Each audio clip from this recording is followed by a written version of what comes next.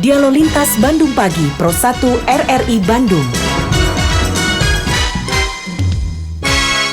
Assalamualaikum warahmatullahi wabarakatuh. Selamat pagi pendengar dan terima kasih juga untuk rekan Thalia di studio yang sudah mengantarkan ke Kantor Dinas Koperasi dan KUKM Provinsi Jawa Barat. Dan pendengar, seperti yang disampaikan rekan Thalia tadi, pada kesempatan pagi ini, tim Dialog Interaktif luar studio RRI Bandung akan berbincang-bincang bersama 3 orang narasumber yang sangat luar biasa. Pagi hari ini sudah berada di samping kiri saya. Beliau merupakan orang-orang yang sangat berpengalaman, sangat berpengaruh, sangat mengembangkan juga dunia usaha khususnya UMKM. Kenapa UMKM?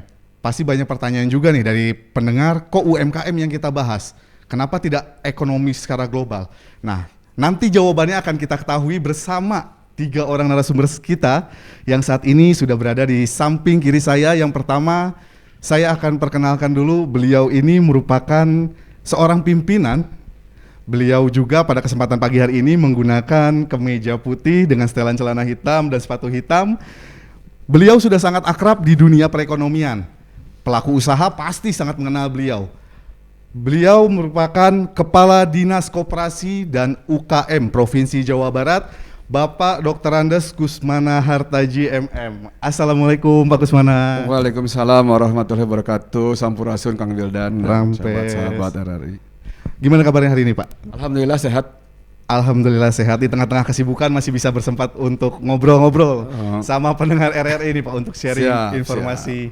Baik, dan yang kedua pendengar, pada kesempatan hari ini tepat di samping kiri Bapak Kusmana sudah hadir di tengah kita. Mungkin pendengar RRI sudah tidak asing dengan beliau, karena beliau ini selain dikenal sangat kritis, sangat tajam, berani untuk mengungkapkan dan mengedepankan isu-isu yang sangat aktual, beliau juga sudah sangat fasih di dunia perekonomian. Pada kesempatan pagi hari ini beliau tampak sangat gagah dengan setelan berwarna biru. Beliau merupakan pakar ekonomi dari Universitas Pasundan Bandung, Dr. Acu Fiarta Kartabi. Assalamualaikum Kang Acu. Waalaikumsalam warahmatullahi wabarakatuh Kang Wildan. Apa kabar nih? Alhamdulillah sehat. Pak Acu sendiri gimana kabarnya nih Pak? Alhamdulillah sehat. Oke, sehat. Dan yang terakhir pendengar, beliau merupakan seorang pemuda sukses, asli warga Jawa Barat. Beliau juga mampu mengembangkan usaha yang berawal dari lingkungan di keluarga sekitarnya. Walaupun di tengah pandemi, usaha yang dia jalani menurut informasi sangat berkembang dengan baik. Beliau merupakan CEO Cai Kaung Group, yaitu Kang Denny Rizky. Assalamualaikum Kang Denny. Waalaikumsalam warahmatullahi wabarakatuh Kang Wildan. Salam sehat Kang Wildan. Alhamdulillah salam sehat. Dan pendengar, pada kesempatan pagi hari ini kita akan berbincang-bincang tentang strategi peningkatan ekonomi di Jawa Barat khususnya melalui UMKM. Nah, lantas seperti apa perkembangan UMKM saat ini? Saya ingin berbincang dulu nih sama Pak Kusmana nih Pak, terkait situasi UMKM saat ini Pak. Kita kan ketahui juga pandemi COVID-19 sudah 2 tahun, kurang lebih 2 tahun menghantui kita nih Pak. Bagaimana sih Pak kondisi teman-teman kita UMKM di Jawa Barat Pak? Di awal data BPS menyatakan, data kita bukan data BPS, data yang laporan dari 2020 ya, yang terdampak itu hampir 58.000 sekian ya. Tapi sejalan dengan sudah dibukanya PSBB dengan PPKM ya, dan juga ekonomi sudah mulai meningkat ya Kang Acu, terkait dengan laju pertumbuhan ekonomi Jawa Barat ya, asalnya terkombinasi ya, sekarang sudah naik 6,13, tapi kelihatannya masih di sektor industri Kang Acu, masih UKM juga masih secara bertahap saja gitu, selalu meningkat bertahap, dan alhamdulillah saat ini sudah mulai bangkit kembali dan sudah bergeliat gitu kan, terutama dengan beberapa kebijakan pelonggaran-pelonggaran di beberapa tempat dan juga pariwisata, karena sangat terkait sekali di sektor-sektor pariwisata dengan UKM juga. Terus juga di beberapa kan sudah juga adaptasi kebiasaan barunya melalui mekanisme penjualan online gitu, itu juga membuat peluang-peluang UKM sedikit bangkit, dan juga itu atas dukungan kita sebetulnya dan kolaborasi dengan beberapa pihak bagaimana untuk membangkitkan pelaku UKM ini di masa pasca pandemi COVID-19. Baik. Apa nih Pak yang menjadi kesulitan UMKM untuk berkembang pasca dihantam oleh pandemi COVID-19 ini Pak? Ya, yang pertama memang mobilitas masyarakat kan berkurang ya. Terkait dengan pasar jadi berkurang. Yang kedua, pada saat terjadi COVID kan permodalan menurun, Pak. Ya, walaupun klasik, tapi faktanya memang begitu. Jadi modal tergerus dengan kondisi mengutamakan dulu kesehatan. Nah, inilah di sini peran pemerintah, belanja pemerintah dan juga konsumsi masyarakat sudah mulai berkurang kan. Tapi peran pemerintah mengenai belanja pemerintahnya ini mengupayakan bagaimana agar produk-produk UMKM bisa juga bangkit kembali. Makanya kami dari pemerintah Provinsi Jawa Barat juga termasuk juga dari pusat beberapa program juga dilaksanakan bagaimana ya untuk membangkitkan pelaku UMKM itu. Baik. Nah, Pak Acu, tadi kan disinggung sama Pak Kadis nih, ternyata permodalan menjadi faktor utama, diikuti juga dengan mobilitas masyarakat.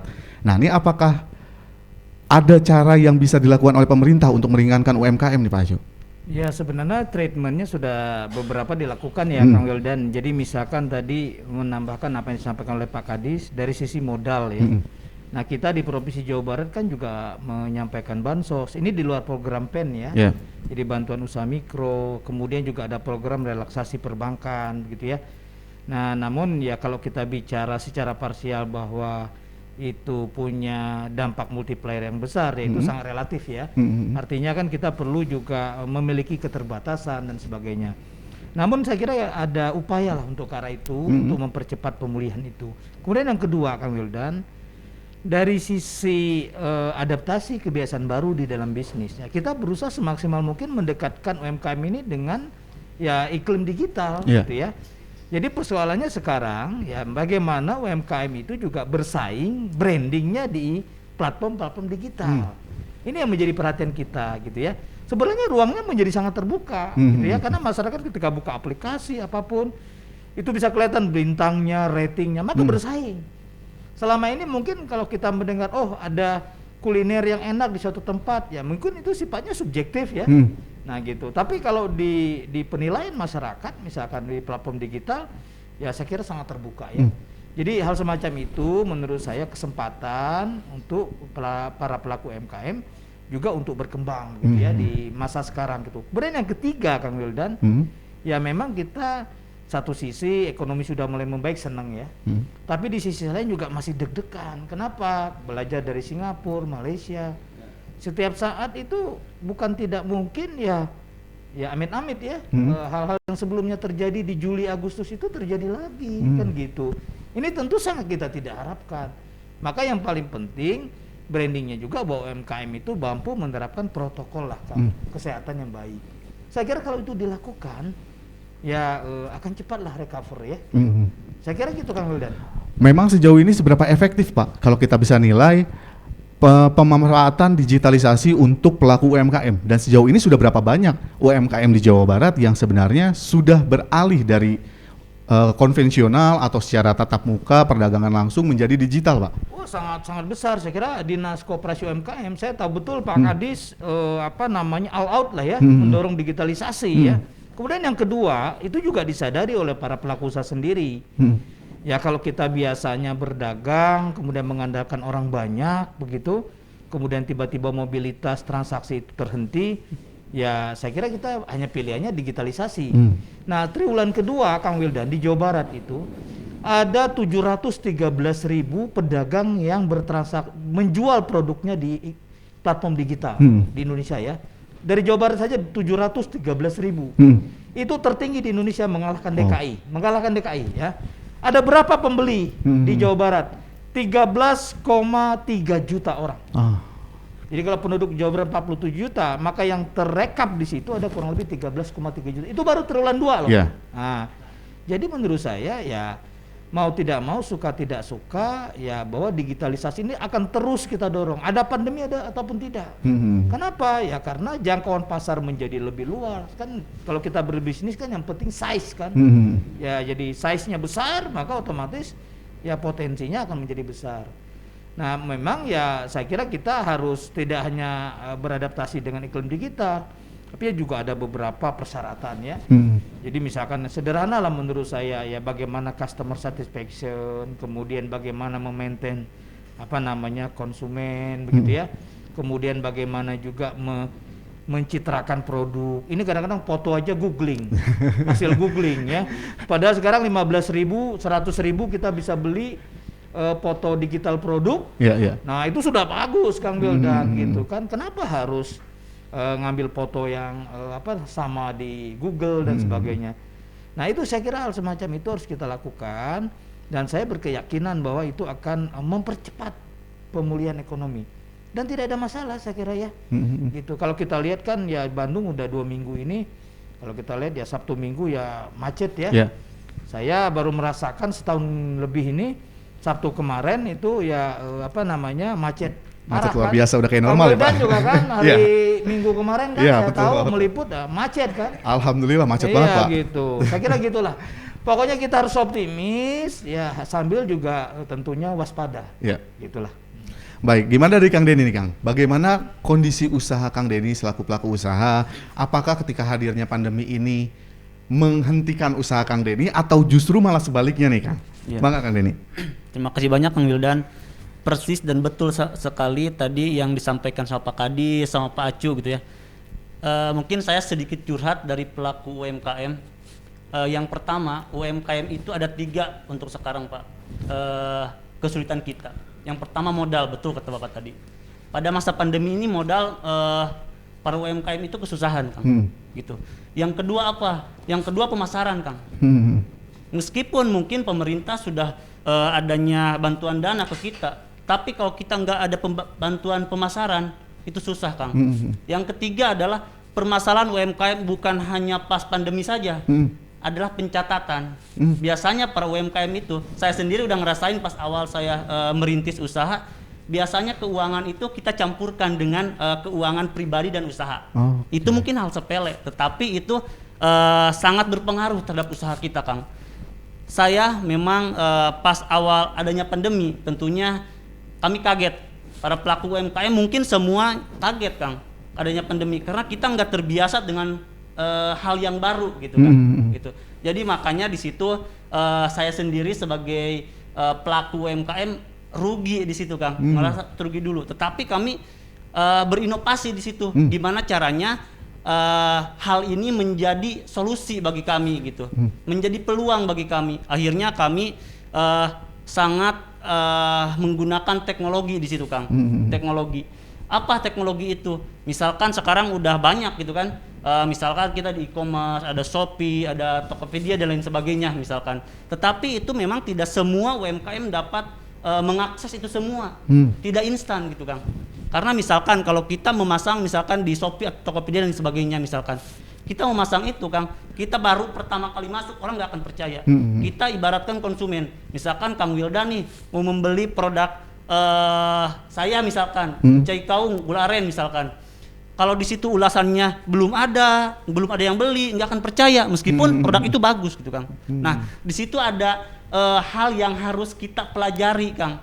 Gimana caranya supaya yang beli itu ada dulu misalkan gitu kan, ulasannya ada bagus dan sebagainya gitu. Dan ini tidak bisa kita, betul tadi kata Pak Acu yang disampaikan, kita tidak bisa membuat memasarkan produk di online itu, di digital itu misalkan ngambil dari mana gitu, dari Google, gak bisa Kang. Karena apa?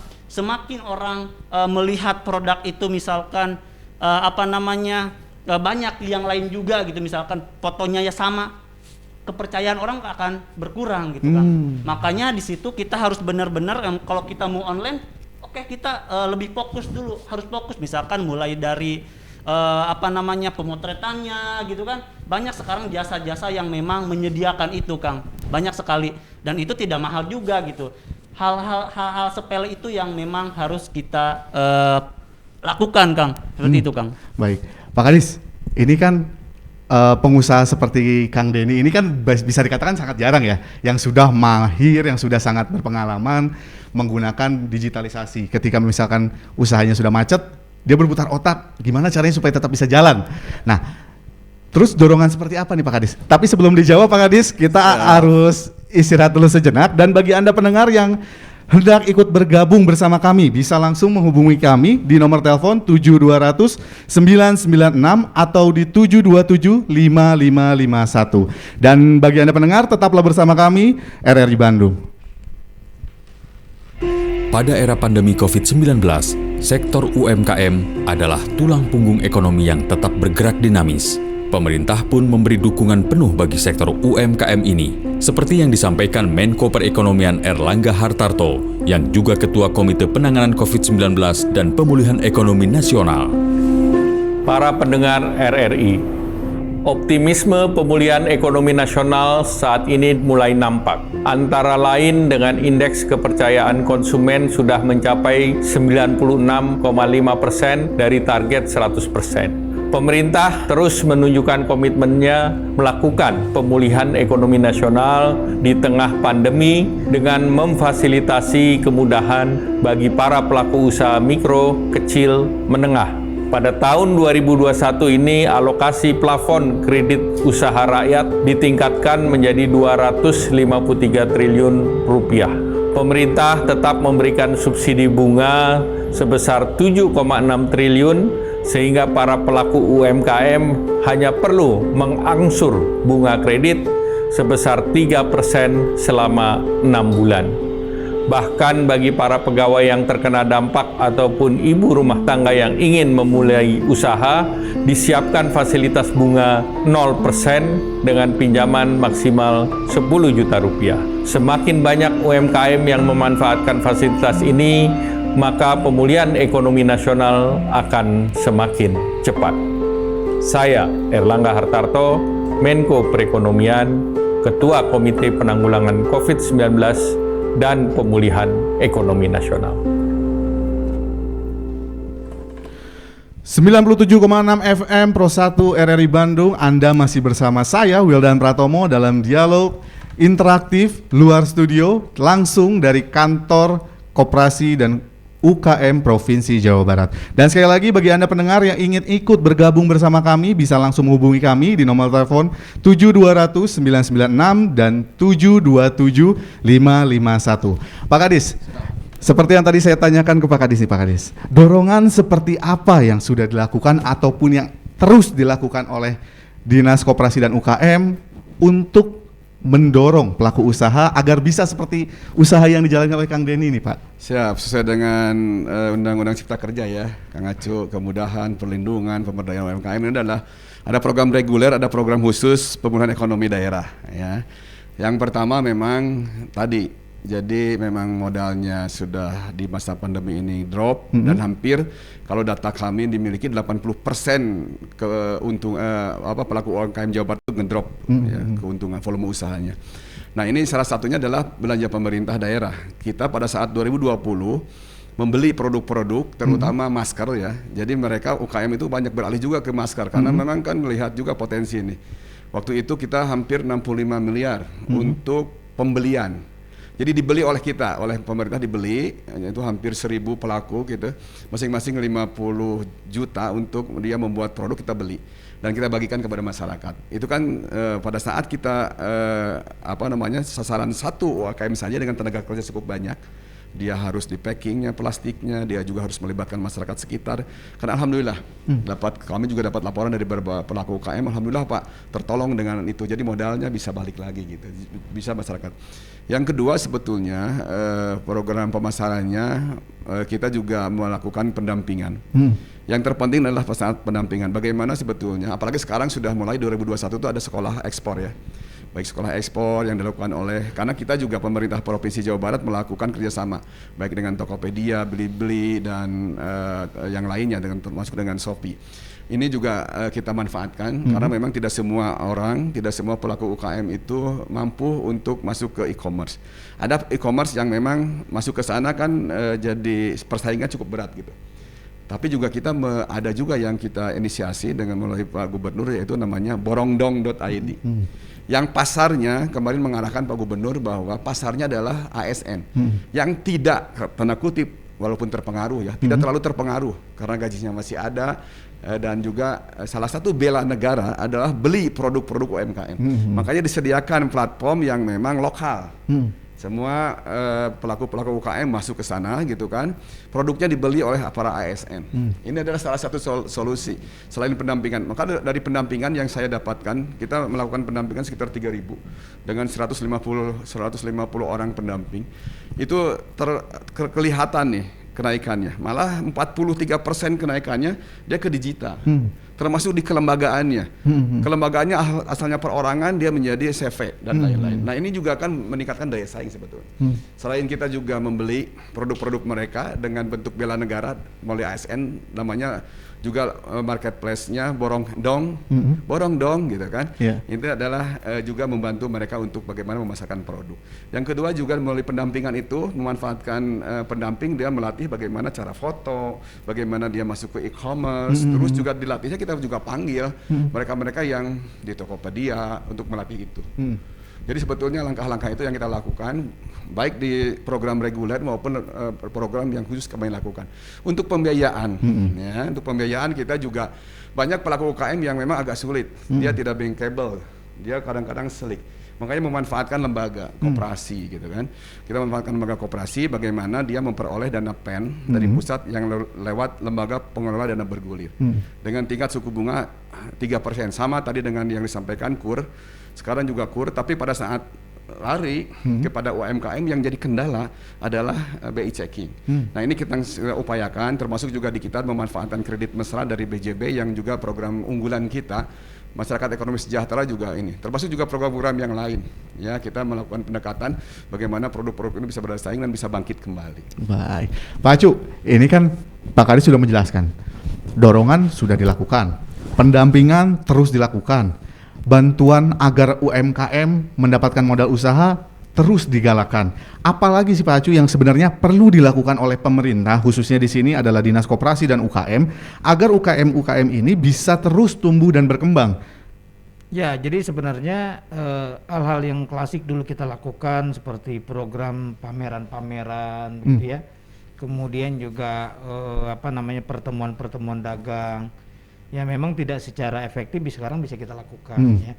Menurut saya ya kami di Komite Pemulihan Ekonomi itu membagi masa sekarang itu adalah paling tidak di masa pemulihan gitu ya. Jadi di masa pemulihan ini kita fokuskan bagaimana UMKM itu bisa bergerak dulu Kang Wildan. Ya. Bergerak artinya terutama pergerakan itu yang mengurangi daripada risiko pandemi lah ya gitu. Jadi kalau saya melihat bahwa ya buat pelaku usaha UMKM skemanya sudah ada disediakan gitu, dan itu menurut saya bagi pelaku UMKM sudah cukup mumpuni gitu ya. Dan pilihannya juga banyak kan gitu. Tapi ya tentu kembali kepada mindset UMKM-nya ya gitu. Sebagaimanapun kita mendorong, memfasilitasi, menstimulasi. Kalau kemudian UMKM-nya tidak mau berubah mindsetnya, yang tadi ke digital, kemudian bagaimana produk itu yang mampu mencermati perkembangan saat ini. Gitu. Kalau kita lihat kan produk-produk yang sekarang itu banyak diminati, misalkan terkait dengan produk-produk kesehatan, ya, gitu herbal, begitu kan, dan sebagainya. Itu salah satu Kang Wildan ya. Nah kemudian yang kedua pelaku UMKM ini menurut saya juga ya mereka harus menyadari bahwa inilah bukti bahwa network jaringan itu penting. Betul konektivitasnya digital, tetapi sebelumnya network itu harus kita bangun gitu ya. Jadi bagaimana kita melayani konsumen dan sebagainya dulu dan sekarang gitu. Itu akan membangun citra daripada bisnis yang kita lakukan. Saya punya teman dosen ya Kang Wildan. Jadi baru masuk ke bisnis digital produk kuliner sebenarnya baru mungkin 1 tahun lah ya, sejak pandemi ya. Sekarang omsetnya per hari bisa 40 juta. Wow. Per hari Kang Wildan, hari ya. Hanya dengan memanfaatkan digital.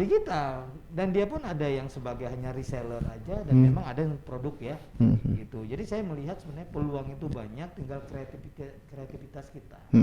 Nah memang kreativitas itu kadang-kadang ya namanya mindset, inovasi dan sebagainya itu harus memang dibantu kadang-kadang. Tadi Pak Kadis sudah menyatakan sudah ada pendampingan.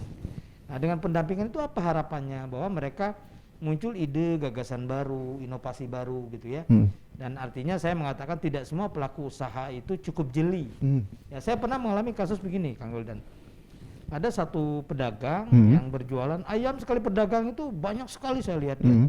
Baru buka ini ya di Jalan Dago ya, sekitar Jalan Dago ya. Kebetulan saya tinggal di Dago atas, jadi saya lewat situ. Tapi dagangannya di pengkolan. Saya bilang, aduh ibu kok banyak sekali jualannya.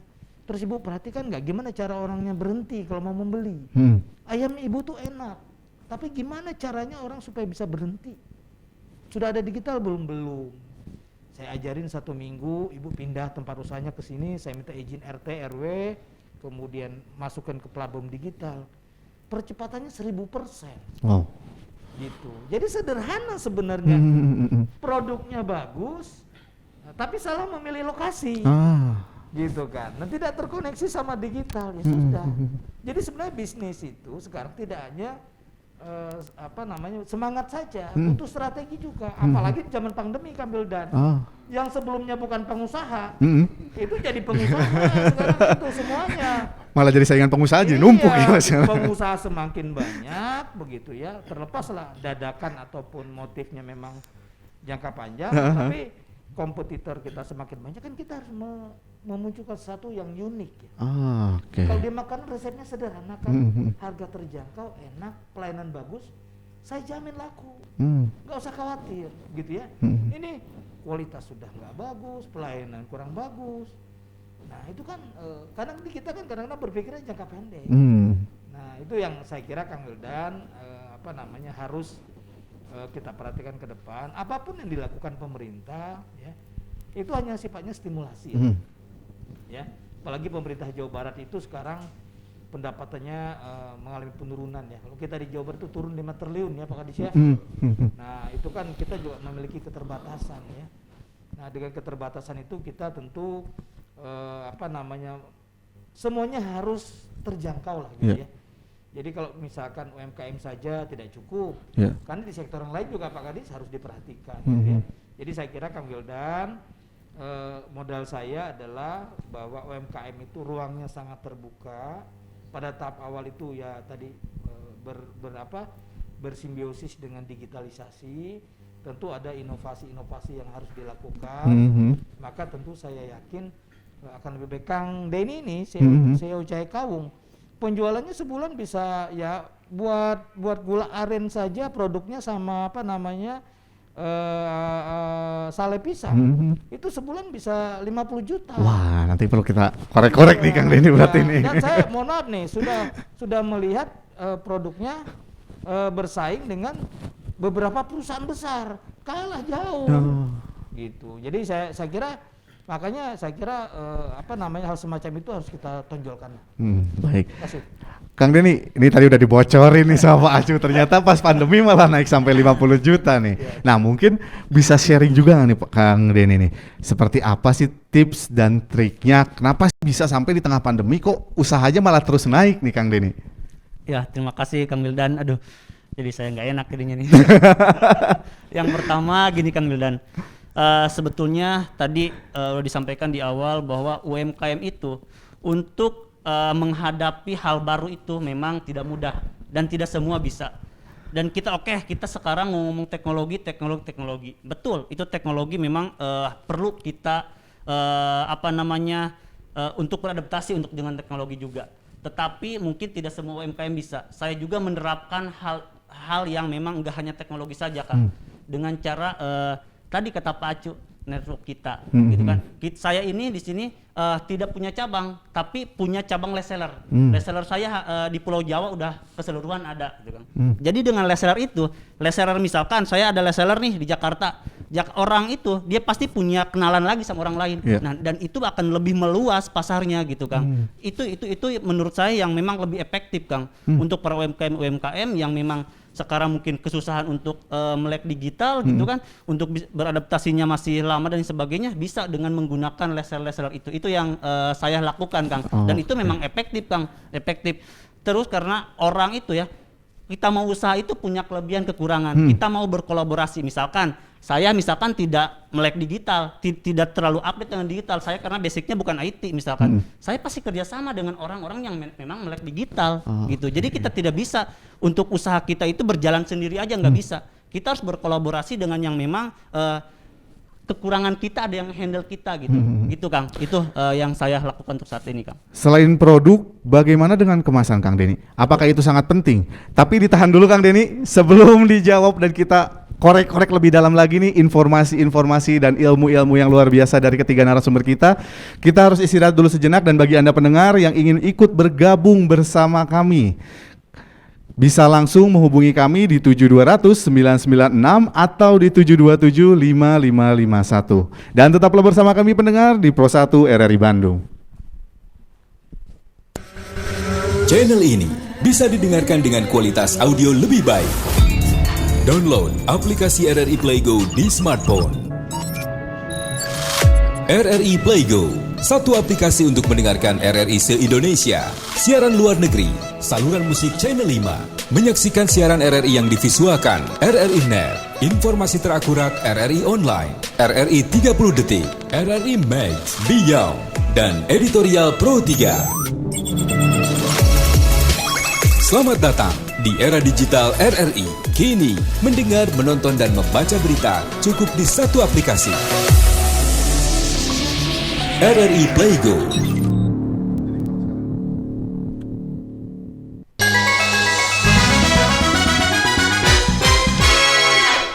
Anda tengah mengikuti Dialog Lintas Bandung Pagi, Pro 1 RRI Bandung.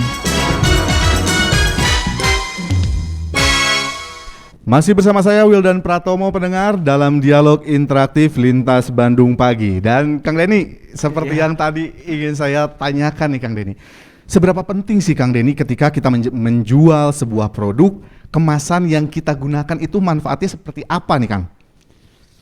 Saya bilang itu sangat penting sekali Kang. Apalagi pada emang kita itu digital. Itu sangat penting kemasan ya.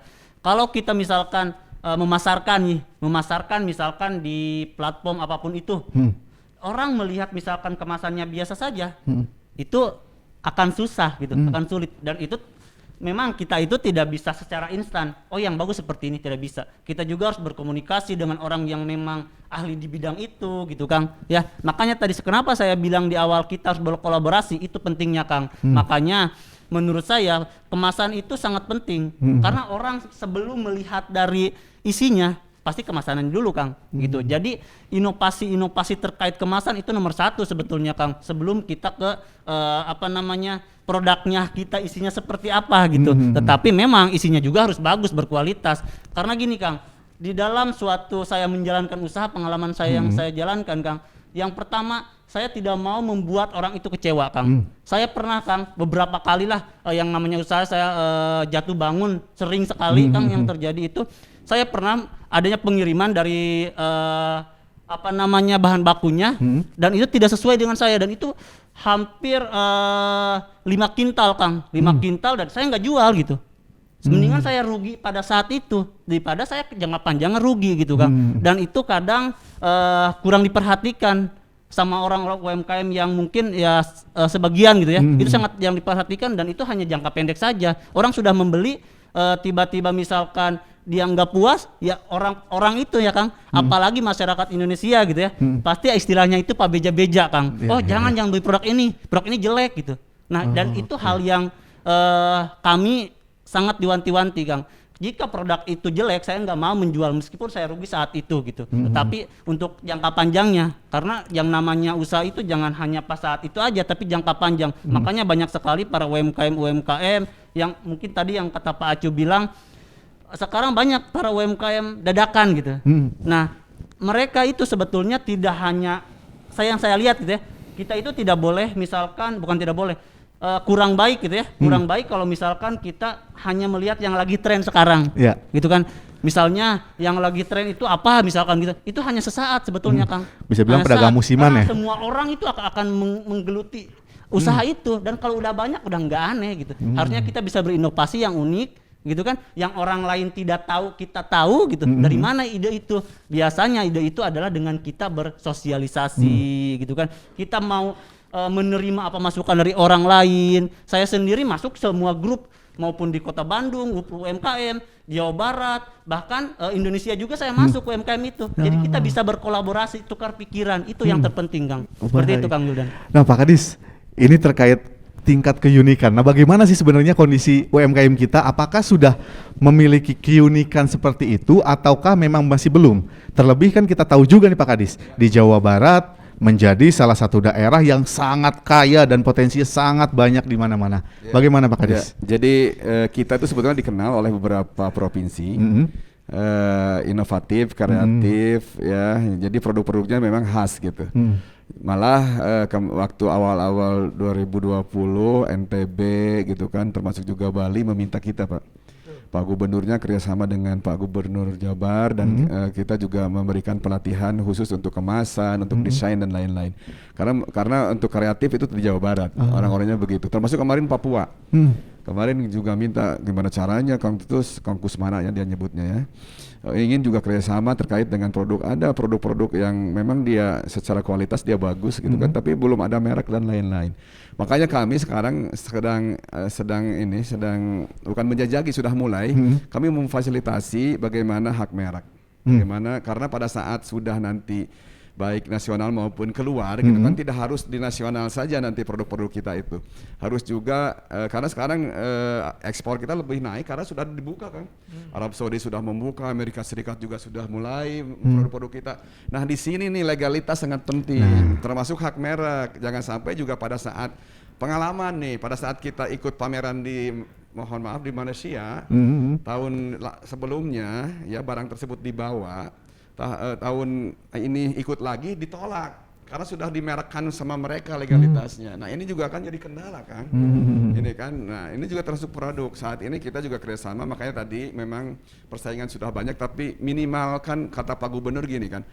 Karena misi Jawa Barat, Jabar Juara Lahir Batin melalui inovasi dan kolaborasi. Inovasi dan kolaborasi, kata kunci kolaborasi. Jadi kurangi persaingan dan perbanyak kolaborasi saat ini. Makanya tadi tidak bisa sendiri, ya, tidak bisa sendiri, harus bergaul gitu kan. Kudu gaul atau UMKM gitu kan, agar juga dapat menyerap inovasi-inovasi dan informasi gitu kan. Sekarang kita juga sudah menginikan, apalagi di sektor makanan, HCCP gitu kan, keamanan pangan. Ya, pada saat secara person of person melalui media sosial sudah, oh sini enak, tapi kalau di bab luar negeri mah Kang ya, harus juga ada sertifikatnya, hadzatnya gitu kan, apakah memang dia aman atau tidak, kandungan ininya bagaimana. Nah, ini yang harus dilakukan oleh kita, dengan hanya pabrikan saja. Kita juga mampu UKM ya. Tapi sebetulnya harus dibagi, makanya kita harus berkumpul tadi, kolaborasi, siapa yang bagian pemasarannya, siapa yang bagian ekspornya, jangan semua jadi siga tukang cukur, semua dilakukan sendiri. Makanya harus bergabung dalam sesuatu asosiasi. Cukuplah sini penyediaan bahan baku yang sesuai dengan kebutuhan si produsen UMKM. Nanti untuk bab pasar, bab halal, uruslah orang yang tahu bab merek, bab segala macam. Makanya kita sedang memfasilitasi hak merek, tahun depan juga kita lakukan terus hak merek, HCCP, halal, terus juga PIRT dan lain-lain. Bagaimana kita fasilitasi, bagaimana dia meningkatkan pasarnya selain nasional juga internasional gitu. Kita akan terus. Nah, karena memang tidak bisa dipungkiri juga Pak Kadis, seperti tadi Pak Kadis bilang, banyak juga nih pelaku usaha yang mengeluhkan sebenarnya Pak Kadis, masalah pengurusan PIRT bisa bertahun-tahun lama. Yang lama itu merek ya. Merek itu paling cepat itu 1 tahun, 1,5 tahun. Kemarin kita sudah memberikan di Cianjur sertifikat hak merek. Maka kita kerjasama juga dengan BSN, termasuk untuk herbal nih. Kemarin yang baru tembus SNI-nya, baru karena sekarang sudah mulai ke herbal, ada SNI-nya, kita fasilitasi dengan BSN ya, standar nasional, bahwa 1 di Kuningan kalau tidak salah untuk makanan herbal. Makanya ini yang perlu kita terus support, dan kalau sudah SNI dapat, pasar luar negeri mah udahlah no problem. Cuma memang kendala di ekspor. Kopi kemarin terima Arab Saudi, tetap aja harus sertifikatnya, harus segala macam. Haruslah diregalisir oleh Kadin, haruslah segala macam. Tapi ya namanya juga usaha lah. Kalau memang kreatif, inovatif, kenapa tidak? Tapi dia punya harus. Makanya tadi oke lah koperasi yang punya pasarnya gitu kan, lewat koperasi, UKM tinggal stok intinya. Sepanjang memang dia tidak win-win gitu. Ya saling menguntungkan dan bagi-bagilah gitu kan istilahnya. Ini yang harus kita lakukan melalui korporasi atau koperasi agar juga bisa bergabung, efisiensi lebih murah dan juga kelihatannya pasar luar sedang terbuka sekarang. Karena pasar impor sekarang kita batasi kan. Shopee saja selama ini yang terkenal dengan bisnis impornya sekarang wayahna untuk Shopee itu keluar dan jadikan sekolah ekspornya gitu. Kan UKM kan pada saat ekspor ini ya ke ekspor. Setelah ekspor kan kecil-kecil kan kuantitasnya. Apakah dia bisa laku kalau menjualnya butuh kontaineran? Sekarang mah tidak usum kontaineran, kiloan juga bisa keluar. Nah ini informasi ini yang perlu kita sampaikan ke masyarakat UMKM. Tenang saja sepanjang memang dari awal kalau makanan PIRT, halal dan lain-lain gitu kan. Tapi kalau untuk fashion kelihatannya tadi untuk bikin kapok orang, ya untuk bikin kapok orang kualitas harus terus dijaga. Ini kan perlu pendampingan kan. Ya lihat juga survei pasar, market intelligence namanya ya kalau bahasa ekonomi mah gitu ya. Dibutuhkan dan setiap negara setiap orang berbeda sasarannya. Nah Pak Kadis, ini bagaimana jika pelaku usaha atau UMKM ingin mendapatkan legalitas dari pemerintah baik itu PIRT, terus juga halal, SNI dan lain sebagainya? Apakah bisa langsung ke Dinas Koperasi dan UKM atau sebagaimana Pak? Jadi kan ada pembagian nih, ada kewenangannya kabupaten kota yang mikro. Tapi mikronya sekarang kan volumenya sudah naik ya, aset omsetnya. Bisa ke kita, nanti menjadi sasaran program kita, daftar. Apalagi diawali sangat mudah sekali sekarang. Minimal si pelaku usaha sudah punya nomor induk berusaha. Daftarnya gampang banget, dia punya NIK dan juga NPWP. Daftar aja ke OSS kan dengan 5 menit saja saya sudah mencoba, NIB-nya sudah ada. Pada saat sudah NIB awal nanti kebutuhan fasilitasi bisa menghubungi kita. Butuh anu gitu kan. Ada pelatihan teknis substantif di kita untuk melakukan, nanti juga sebentar lagi kita akan juga pelatihan NIB. Bagaimana kan tidak semua orang bisa tuh Kang. Ya, nanti kita akan coba latihan dalam waktu 2-3 hari, kita praktek saja lah. Sok sekaligus bawa laptopnya, yang penting punya email. Wajib ayeuna punya email teh Kang. Karena nanti masuknya ke email mereka. Di print aja izinnya sudah, alhamdulillah sudah punya. Nanti itu dukungan lain-lain sekarang mah untuk merek, untuk segala macam awalnya adalah NIB. Oke, baik. Pak Acu, ini kan segala sesuatunya sudah dibantu oleh pemerintah, sudah dimudahkan untuk pelaku usaha. Nah, sekarang bagaimana dan apa yang perlu dilakukan oleh UMKM itu sendiri Pak Acu? Ya tentu saya kira kan urusannya dengan ekspor, urusannya dengan ekspansi usaha, apalagi urusannya dengan kredit, ya identitas usaha itu penting, ya. Jadi kalau kita ingin menjangkau pasar luar negeri misalkan, ya standar orang luar negeri berbeda dengan kita, gitu ya. Maka oleh karena itu harus ada SNI-nya, harus ada hak mereknya, ya, gitu. Kemudian juga tentu penjelasan terkait produk yang lebih lebih detail, ya. Jadi saya kira hal semacam itu harus kita lengkapi Kang Wildan, gitu ya. Jadi nggak bisa kita menjual itu seperti beli kucing dalam karung, gitu. Nggak bisa, gitu. Jadi semua harus dilengkapi dan semuanya saya kira sudah terhubung lah sekarang ya. Jadi kalau kita mau masuk ke pusat-pusat perdagangan modern aja, gedung-gedung atau pusat-pusat perbelanjaan modern, nah itu persyaratannya juga sama. Itu di dalam negeri ya, bukan di luar negeri gitu.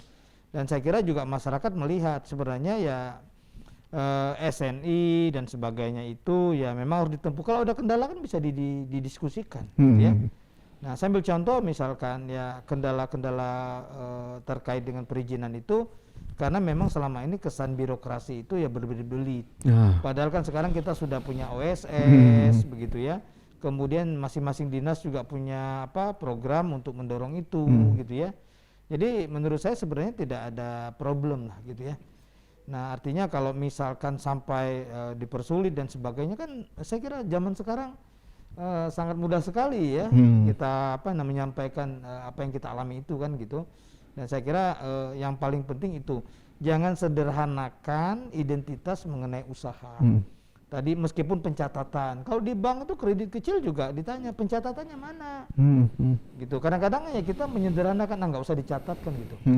Nah apalagi nggak harus punya PIRT. Nah bahkan kalau kita cek PIRT itu scan barcode-nya, PIRT-nya baju malah ditampil di PR makanan. Saya pernah melakukan itu. Iya. Jadi asal aja. Disangkanya PRT nomor sekian, padahal zaman sekarang sudah ada scan. Kita cek, wah ini PRT-nya baju kok jualannya makanan. Kan gitu. Misalkan, nah itu ya saya kira hal semacam itulah, Kang Wildan. Baik. Ya. Pendengar, Anda masih bersama kami Pro 1 RRI Bandung dalam dialog interaktif Lintas Bandung Pagi. Dan pendengar, sebelum kita lanjutkan lagi nih karena perbincangan Pak Acu, Pak Kadis, Kang Denny masih cukup sangat seru. Masih banyak informasi yang pengen saya gali dari narasumber saya kali ini. Kita harus tetap beristirahat dulu sejenak pendengar dan tetaplah bersama kami RRI Bandung.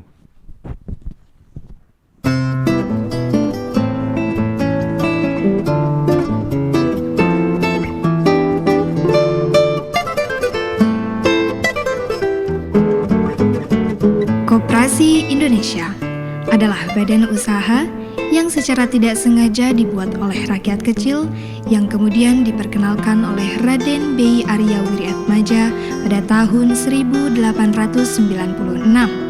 Pada tanggal 12 Juli 1947, Tasikmalaya menjadi tempat diadakannya kongres pertama sekaligus ditetapkannya Hari Koperasi Indonesia.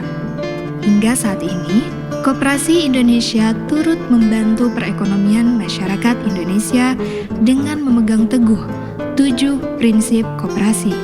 Sebuah cita-cita yang mulia bahwa koperasi akan selalu dinamis. Sebagaimana cita-cita koperasi yang diungkapkan oleh Bung Hatta, makmur koperasinya, makmurlah hidup bersama. Rusak koperasinya, rusaklah hidup bersama.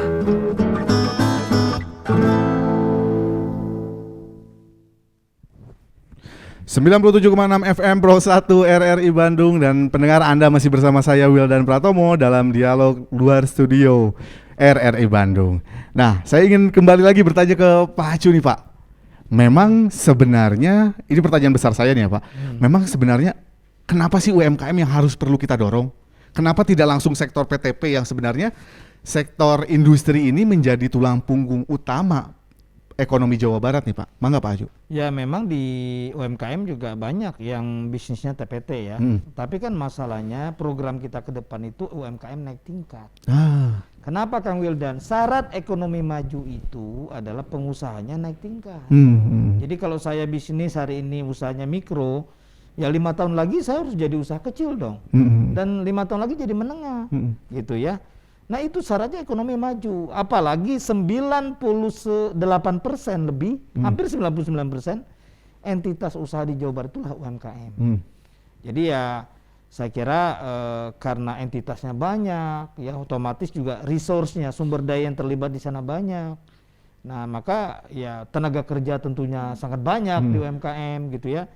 Kemudian produknya lebih variatif ya. Maka saya kira itu yang kita pentingkan. Kita berharap ke depan, 5 tahun lah ke depan atau 10 tahun ke depan, kita punya UMKM yang betul-betul tumbuh menjadi perusahaan besar. Hanya di Indonesia kan konglomerat itu bos perusahaan rokok kan? Iya. Ya, nggak ada kemajuan di Indonesia itu kan gitu. Pengusaha-pengusahanya bisnisnya rokok kan begitu.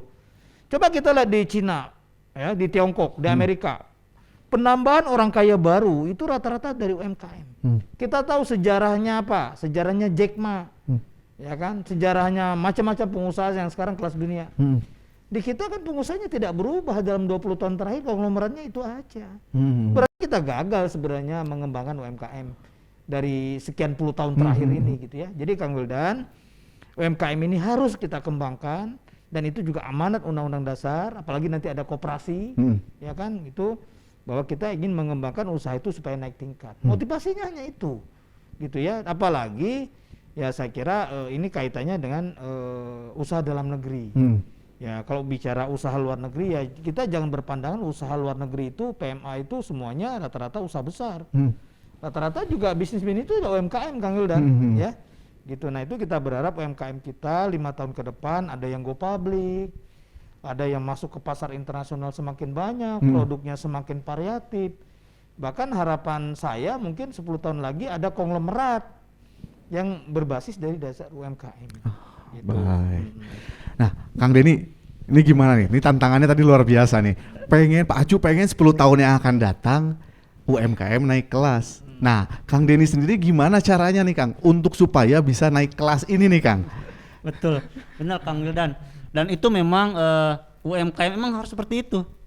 Karena UMKM itu Kang, gimana kita itu sebagai manusia itu gimana kita punya cita-cita, punya tujuan. Kalau kita cita-cita tujuan aja nggak punya, ya gimana mau meningkat gitu kan, gimana mau naik kelas. Makanya dalam usaha saya yang jalankan, ya saya harus naik tingkat dari kata Pak Acu itu harus gitu, itu keharusan kita gitu. Dan bahkan lebih dari itu gitu, kita harus bisa mengalahkan produk-produk luar negeri yang lain yang memang itu sudah go internasional gitu, dan kita juga harus itu gitu. Apalagi kalau yang saya jalankan mungkin gula aren ya, yang namanya gula aren itu, pohon aren itu hanya ada di Indonesia Kang, di luar negeri nggak ada, dan itu salah satu peluang bagi usaha kami gitu ya, gitu. Dan memang tadi kembali lagi Kang, gimana kita punya keinginan, punya cita-cita yang besar gitu ya. Jadi kalau kita punya keinginan, punya cita yang besar, tetapi harus dijalankan juga dengan tadi step-stepnya yang udah disampaikan di awal, udah disampaikan juga sama Pak Kadis, sama Pak Acu gitu kan. Dan itu harus memang dilakukan.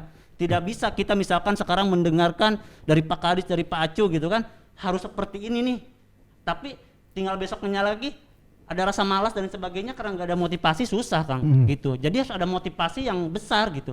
Dan kita gak bisa misalkan mau usaha itu melihat orang yang sudah sukses saja gitu, baru kita merasa oh orang ini sukses kayaknya enak nih. Nggak bisa kayak gitu Kang, itu bukan mental pengusaha menurut saya gitu ya, bukan mental UMKM gitu. Jadi kalau kita mau memang usaha dan lebih besar lagi, kita harus siap. Dia bisa merintis, bisa menjadi besar seperti itu, pasti awalnya seperti apa, harus tahu prosesnya. Karena banyak sekali orang ngelihatnya udah agak besar aja, oh enak nih kayaknya gitu. Tapi pas masuk dalam dunia usaha itu ternyata tidak seenak yang yang sudah jadi gitu kan. Dan itu biasanya modal udah besar keluar gitu kan, udah besar keluar, di pertengahan karena capek lah, usahanya nggak laku lah, dan akhirnya ya bangkrut gitu, dan akhirnya mundur kembali gitu. Dan itu hal yang memang kita persiapkan dari awal sebelum kita mau menjalankan usaha tersebut, seperti itu Pak. Oke, baik. Nah mungkin ini terakhir nih Pak Kadis, Pak Acu, dan Kang Denny nih, ternyata tidak terasa sudah hampir 1 jam kita ngobrol-ngobrol, tapi nampaknya masih banyak dan kita pasti nanti akan lanjut, ada diskusi lanjutan lagi ya Pak. Nah ini mungkin untuk menutup kegiatan dialog kali ini, saya ingin dari Kang Denny dulu nih Kang, menyambungkan yang tadi statement terakhir Kang Denny, apa saja sih yang perlu menjadi catatan bagi masyarakat yang saat ini ingin memulai usaha mereka atau usaha yang kemarin terhenti ingin kembali menjalankan usaha mereka, apa catatan dan harapan yang perlu diperhatikan oleh pelaku usaha itu sendiri? Ya. Sebetulnya Kang Wildan ada beberapa yang memang harus kita persiapkan sebelum kita mau menjalankan usaha, baik itu yang baru ataupun yang sudah dia terjun gitu kan. Ini yang harus dipersiapkan. Yang pertama, mereka itu harus siap, harus tahu dulu pasarnya. Pasarnya untuk siapa gitu. Harus tahu pasarnya, nggak kita ujug-ujug misalkan mau jualan.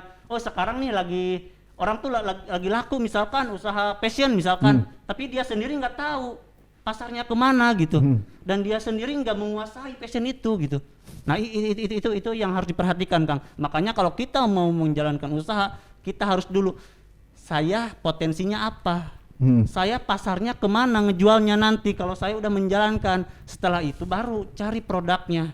Oh produknya ini dari mana nih yang harus saya cari gitu.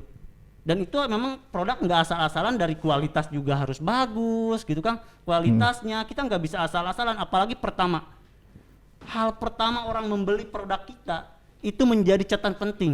Jadi persiapan itu harus benar-benar siap Kang. Kita nggak bisa misalkan mau menjalankan usaha persiapannya kurang, asal jual dulu aja, asal jalan dulu aja, itu nggak akan benar Kang. Jadi harus persiapan bener matang baru kita jual produk itu gitu. Mulai dari kualitasnya, mulai dari persediaannya, mulai dari kemasannya tadi, itu harus dipersiapkan dulu.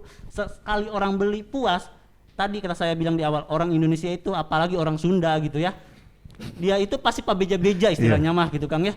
Oh produk ini bagus, pasti dia pasti ngasih tahu ke yang lainnya gitu. Oh sok beli yang ini dan sebagainya. Itu yang harus dipersiapkan Kang. Selain itu juga mental Kang. Mental memang harus benar-benar siap. Yang namanya usaha udah pasti kita itu akan ada jatuhnya, gitu kan, apalagi baru, gitu kan, itu pasti terjadi, Kang. Dan kita harus siap untuk menghadapi hal itu, gitu. Kalau kita, makanya harus banyak sosialisasi, bertanya sama orang yang memang dia udah jadi, gitu ya. Tapi tanyakan proses dia awalnya, kesusahannya apa, apakah kita siap, gitu. Kalau kita nggak siap ya jangan, gitu. Buat apa, gitu. Kalau kita siap, risikonya seperti itu. Ya perlu itu dilakukan gitu Kang. Seperti itu Kang Wildan. Baik, terima kasih. Lantas seperti apa dari Pak Acu nih Pak? Apa harapan dan mungkin ada catatan untuk UMKM nih Pak Acu agar bisa kembali beraktivitas seperti sedia kala nih Pak Acu? Ya tentu secara teoritis banyak panduan ya yang harus dilakukan. Tapi secara praktis kalau saya melihat di iklim pandemi ini ya kita harus ya melihat bagaimana produk desain produk kita gitu ya. Kemudian yang kedua ya bagaimana mengefisiensikan pendanaan ataupun kepemilikan modal kerja dan sebagainya. Itu yang kedua ya. Yang ketiga saya kira membangun jaringan digitalisasi produk ya. Itu harus penting. Dan keempat ya kita harus merenungkan produk kita itu SWOT-nya di mana, kekuatan kelemahannya di mana, peluangnya di mana, tantangannya. Saya kira kita harus memikirkan produk kita seperti itu. Saya kira gitu Kang Wildan. Baik, singkat, padat dan jelasnya. Yang lantas terakhir dari Pak Kadis, seperti apa Pak Kadis harapannya untuk UMKM kita yang ada di Jawa Barat agar nanti ke depannya seperti yang tadi diharapkan dan target dari Pak Acu, maksimal 10 tahun ke depan bisa naik kelas. Mangga Pak Kadis. Ya intinya jalani secara profesional. Profesional ada 3, knowledge, skill, dan attitude ya. Jadi tingkatkan pengetahuan, ya, tingkatkan kemampuan, ya, juga sikap. Sikap tadi yang memang sekarang harus kolaborasi gitu. Karena memang kita juga punya tadi target kita adalah naik kelas, go global dan go digital gitu. Bagaimana UMKM bisa bangkit, dan saya pengalaman hampir 25 tahun berkecimpung di koperasi dan UKM Pak. Jadi kelihatannya ada UKM yang memang dari awal kecil tapi dia konsisten, fokus, profesional. Akhirnya dia juga punya pasar yang bisa se-Indonesia gitu. Tapi tetap harus didukung. Didukung oleh fasilitasi pemerintah, terus juga oleh teman-teman yang lain. Jadi tadi kurangi persaingan, perbanyaklah kolaborasi agar terwujud UKM juara lahir batin melalui inovasi dan kolaborasi. Itu Kang. Baik, terima kasih. Ketiga narasumber saya ada Kepala Dinas Koperasi dan UKM Provinsi Jawa Barat Pak Kusman Hartaji. Terima kasih banyak Pak Kadis atas informasinya. Yang kedua ada pakar ekonomi dari Universitas Pasundan Bandung, Bapak Acu Fiarta Kartabi. Hatur nuhun Pak Acu informasi. Hatur nuhun rekan-rekan RRI. Dan yang terakhir ada CEO Cai Kawung Group, Kang Denny Rizky. Terima kasih banyak Kang Denny. Terima kasih banyak narasumber saya. Dan demikian pendengar, tidak terasa 1 jam sudah saya Wildan Pratomo menemani ruang dengar Anda dalam dialog interaktif luar studio RRI Bandung. Dan saya harus pamit undur diri dari ruang dengar Anda. Mewakili seluruh kabar kerja yang bertugas, saya Wildan Pratomo mengucapkan terima kasih atas perhatian Anda dan wabillahi taufiq wal hidayah. Wassalamualaikum warahmatullahi wabarakatuh.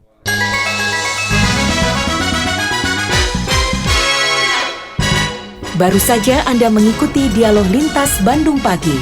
Nantikan acara kami selanjutnya.